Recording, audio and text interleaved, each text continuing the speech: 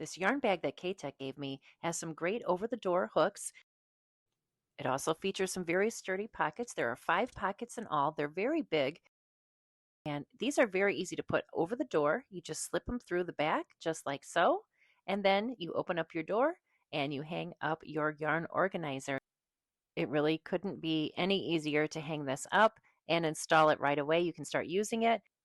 And then here is my yarn all inside of the yarn organizer. Now the middle one, it has 2 side pockets that you can slip your patterns in, maybe even some scissors if you wanted to. And the great thing about this pouch, it has a handle and then it is Velcroed on. So then you can take it on and off and carry it away and you just slip it back on and it sticks with the Velcro. And then at the top is a little zipper compartment for your knitting needles and your crochet hooks. This yarn bag is a real space saver. I really love mine, and I think you'll love yours too.